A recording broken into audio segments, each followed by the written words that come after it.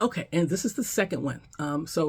You want to buy a piece of property. You do not make a lot of money, and I saw this when I was in Southern California.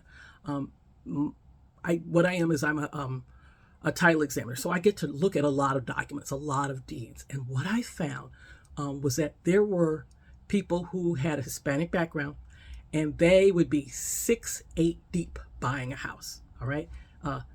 One couple, two couples, three couples, four couples, as many as it took. Because what they did was they combined all of their income, they saved all of their money and put it together and bought one house.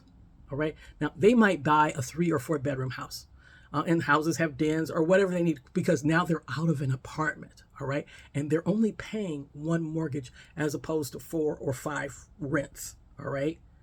So see where I'm going with this. You can start out at the beginning, and this is all family. These people were all related. All right.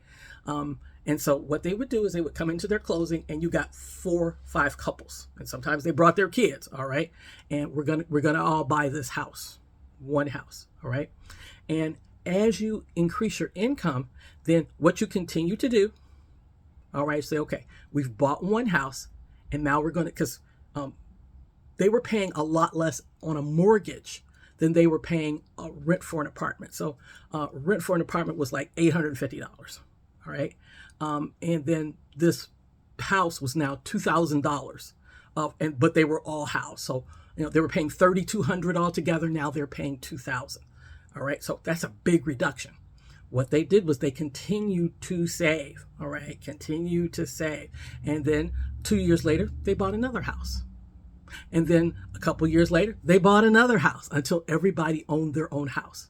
All right. And then they would bring in other family members sometimes who were coming into the country, and they would contribute to the mortgage. So, these 4 or 5 couples got together, and now as people start moving out, other family members moved in.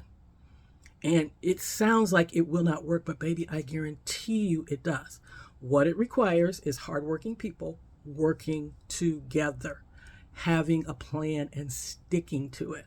All right. So if you cannot afford to buy your house by yourself, this is one way for you to be able to buy your home with the help of others. All right. Now, what you don't want to do is get into a situation where you can't afford it. So let's suppose you are a single woman. All right. And you want to buy a house. All right. Or a single man. All right. And houses are like really expensive. So you're going to have a roommate. So you buy a 3 or 4 bedroom house. All right. Your roommates will pay the entire mortgage. I'm going to say that again. Your roommates will pay the entire, you got a $2,000 mortgage that you pay, and your roommates are paying $500 a piece, and there's 5 of you. All right. That's how that works. So you don't necessarily even have to pay your own mortgage. All right. And if you think about it, it will work, but you have to really kind of plan it out. You have to, again, have people you can trust. Now, let's suppose somebody moves out. Okay, so you're renting out. This is your house. You own it. All right. And that's the key. Like I have my house. I have a 2-bedroom house. If I wanted to, I could rent out the second room.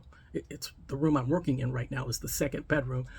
But if I wanted to, let's say I lost my job, I could clear out this room and rent this room out all by itself. And if I rented it for, let's say $700, which is pretty reasonable for my area, my house payment is taken care of completely.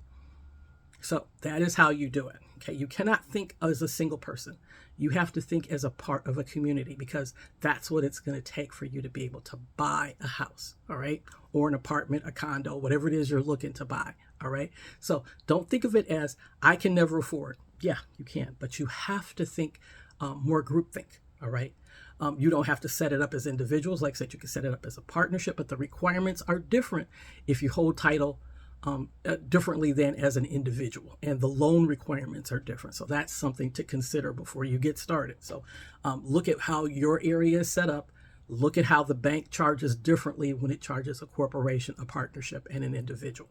And then there's a lot of government plans set up to help you pay, the closing cost or part of the down payment, that kind of thing. All right. So it is possible to buy property even as a person who is low income.